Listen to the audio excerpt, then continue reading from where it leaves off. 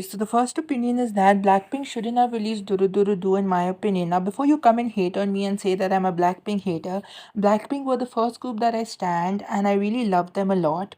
And Jennie is my Alvares and I continue to stand them to this day because they're amazing. But in my opinion, Duru Duru Do shouldn't have been released. The reason being that Duru Duru Do, though being the basis for Blackpink's worldwide popularity because it was something new at the time for Blackpink, I still believe that it shouldn't have been released because it brought in more Duru Duru Do 2.0 type of songs. And though some of those Duru Duru Do 2.0 structure type songs were amazing and they were bops, I still believe that it shouldn't have been released because maybe if Blackpink didn't release Duru Duru Do, I believe that they would have done a different type of girl crush song with a different structure, and maybe this Duru Duru Do type of formula wouldn't have been done for future releases, and they would have gotten some maybe different type of girl crushy type of songs in different structures. Blackpink pull off girl crush really well, but I just want them in the future for their album that is releasing. If they have girl crush B sides, or if the title track is a girl crush song, then maybe they try a different structure this time because I am getting kind of tired of seeing the same type of structure that is the do do do do structure, and I'm kind of tired of seeing do do do do do type of songs being released, and I want them to try something new for the girl crush thing concept because they are so amazing at girl crush, but they get stuck with all these type of do do do do do type of songs, which is really sad because they pull off girl crush so well, and I want them to try something new for the future girl crush releases. Okay, so the next opinion is pretty straightforward, and it's that people need to stop saying bands and groups as the same thing when these two words are completely different. What I mean to say is that people often refer to groups as girl bands and boy bands, but that isn't the case because groups and bands are completely different. Bands are a bunch of people who play instruments, like they could be a drummer, a piano player, a guitar player. They could have even other types of instrument players like violinists or cellists or whatever, etc. And then there's a lead singer. Now, these people who play the instruments could also be backup vocalists or side vocalists, whatever. But bands are people who play instruments. But groups are completely different. They are people who sing and dance, or maybe they just sing over music. They do not play instruments, they do not have any association with instruments, so they are groups. BTS, Blackpink are groups, Day6 and 1V and the Rose are bands. Stop getting confused. The only time groups can be referred to as bands is if they play instruments as well during the time they are promoting as a group. Like if you look at Wonder Girls, they are a group because they sing and dance.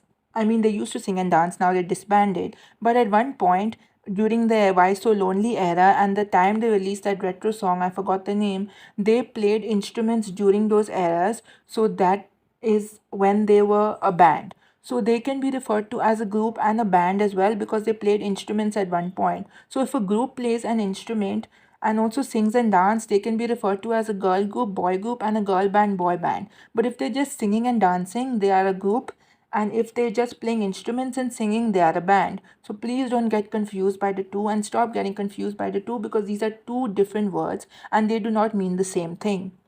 Okay, so the next opinion is something that I hate about K-pop stans and what they comment on videos, and it's that supposing an underrated group comes on a channel or an unknown group comes on a YouTube channel and they do like reactions to songs, or they try out different foods, or they do fun challenges and stuff, and they either are the whole group coming on the YouTube channel, or maybe it's just two or three members, and these channels have maybe 400k 500k subs, or maybe they have 100 200k subs, or maybe they even have 2 million 3 million 4 million 5 million subs, and these groups come on these YouTube channels, and then the people in the comments, they get to know about the group and of this group's existence.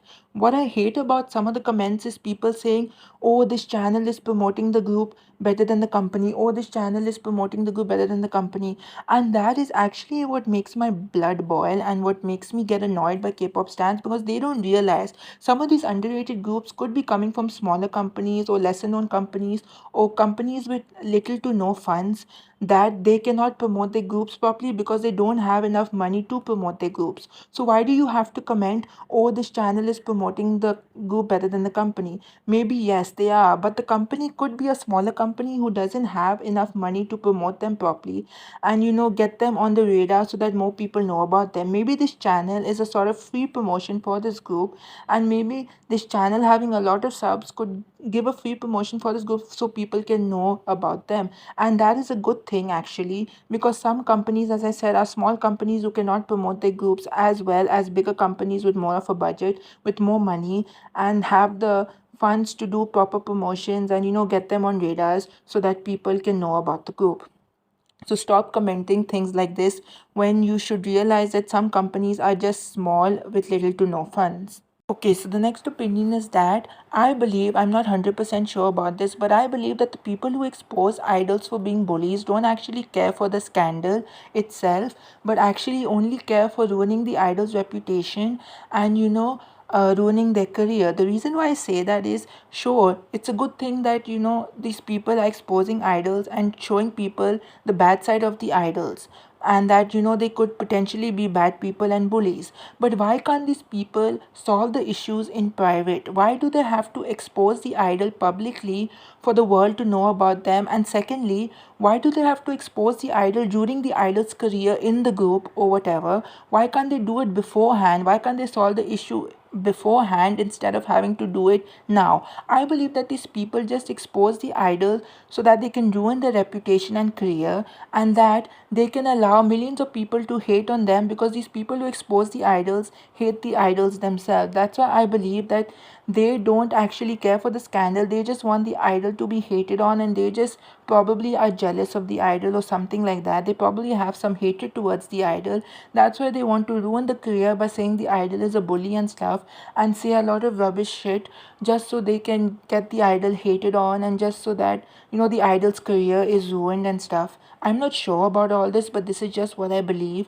That's why I say that most of the time these people who expose idols for being bullies don't actually care for the scandal, but just to ruin their reputation and stuff. Okay, so the next opinion is an opinion that I'm not sure if anyone has ever done before, if it's a popular opinion. So please let me know if anyone has ever done this opinion before.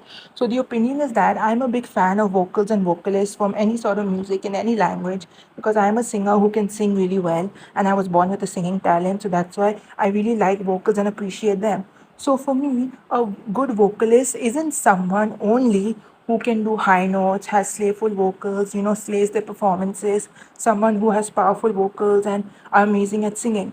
Vocalists for me can be good even if they have middle tier vocals that is neither powerful, neither soft, they are in between, or have soft vocals that is, heavenly beautiful vocals that brings blessings to your ears when you listen to them. So for me, a vocalist is good no matter what the range is, as long as they can sing well and as long as they are good at singing. It doesn't matter if they're a soft vocalist, a middle tier vocalist, or a powerful vocalist. A good vocalist to me is someone who can sing really well despite having whatever range they have. So that's why I believe that vocalists are amazing no matter what type of range they have, and they can be amazing vocalists. They just have to be good at singing. Okay, so the next opinion is another opinion about minors in K-pop, and I wanted to talk about something. So on a Discord chat, I asked literally anyone who would reply to me about how I have minors in them, and did people bring up the fact that I have minors in them, and I got a bunch of replies, and I wanted to talk about this because people, they are talking about how debuting minors is bad recently, and they are making videos about it and stuff and talking about it more, which is a good thing.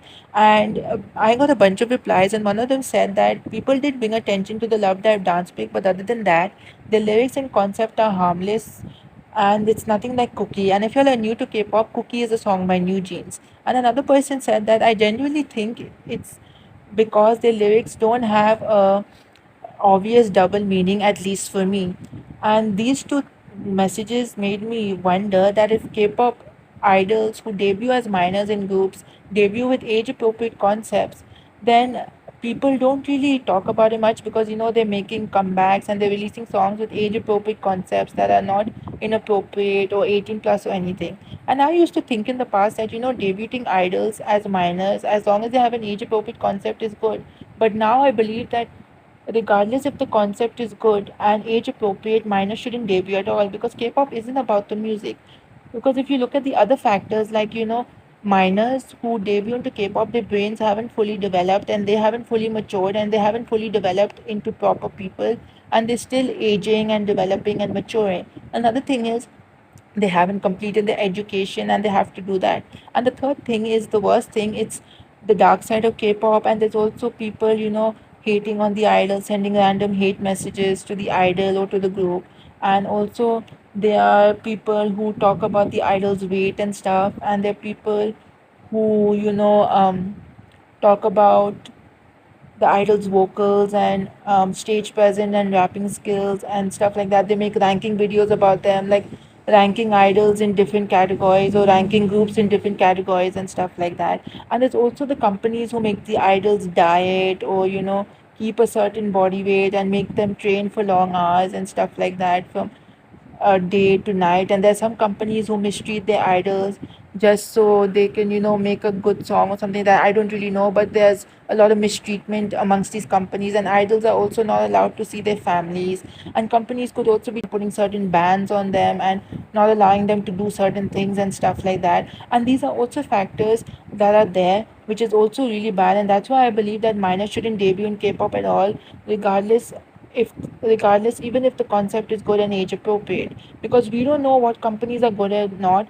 And a lot of companies are popping up in K-pop and debuting groups, be it a big company and a small company, and some of them are debuting minors, and we don't know how these companies run because they are unknown and they're just newly made companies, and we don't know what is going on within these companies. So that's why it's really bad for minors to debut, and that's why minors shouldn't debut at all because of all these factors, and it's a really bad thing, and people should stop debuting minors into K-pop, and companies should keep a minimum age limit as 18 plus so that no minors audition and debut in K-pop, and they should wait until they're older for them to at least try for K-pop. Okay, so the last opinion is actually a long opinion, and it's a part two to a previous opinion I made in a previous unpopular K-pop opinions video released before, and the opinion is called Girl Groups Carry 4th Gen. Now this is a part two. So the opinion is that people who say girl groups carry 4th gen are not allowed to speak on this topic because both boy groups and girl groups are amazing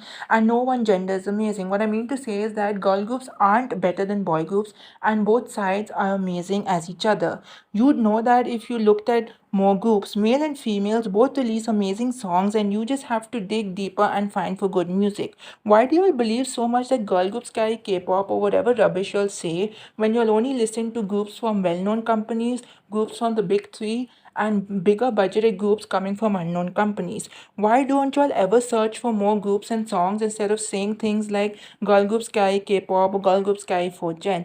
I hate to burst your bubble and be the bearer of bad news, but both groups are amazing and y'all just need to do some research, which is what I keep saying. But y'all don't do research and then y'all say the most dumbest things on the internet. Y'all are letting some amazing boy group songs go to waste only because y'all believe that girl groups are better than boy groups and boy groups are not as amazing as girl groups. Because y'all don't look at the Nugu side of K-pop and y'all only listen to the well-known side of K-pop, which becomes a serious problem amongst K-pop stans because only knowing the only knowing the well-known popular side of K-pop, y'all end up spreading the most misinformation, the most dumbest things I've ever seen in K-pop unpopular K-pop opinions videos, in comment sections, in one sentence opinions videos. But y'all actually don't look at the Nugu side of K-pop, and then y'all say all these rubbish things because y'all believe that it's true, even though it's not true. And y'all should start looking at the Nugu side of K-pop so that y'all know that whatever that 90% of whatever y'all say on the internet in unpopular K-pop opinions videos, one sentence opinions videos, and comment sections aren't true, and y'all need to stop saying that.